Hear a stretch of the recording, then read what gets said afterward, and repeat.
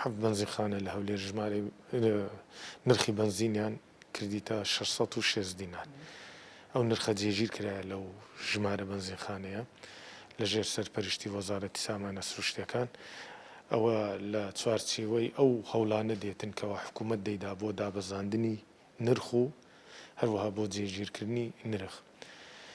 ئەوەی بە ئێمەش ڕاگەیەندراوە لە داهاتوەکی نزیکدا ئەو باجەی کە دانراوە لەسەر بەنزین هەڵدەگیرێتن، هەروەها ڕێگا بە بازرگانان دەدرێتن کەوا بەنزین هاوردە بکەن. ئەوە هەمووی دەبتە هۆی ئەوەی کە نرخەکەی جێگیر بی و نرخەکەی داب. ئەکید دەبی متابعەتی ورد بکرێت لە ڕووی کوالیتیەوە، دەبی محاسبەی ئەو کەسانە سزای ئەو کەسانە بدرێت کە گەمە بە کوالیتی بەنزین دەکەن، هەروەها ئەو هاوسەنجە ڕابگیرێتن لە نێوان ئەو بەنزینەی کە هاوردە دەکرێت و ئەو بەنزینەی لە ناوخۆ بەرهەم دەهێنرێتن. بەڵێ وا پێمان ڕاگەیاندراوە، بەڵام ئەوە جارێ نەچێتە بواری جێبەجێکردن.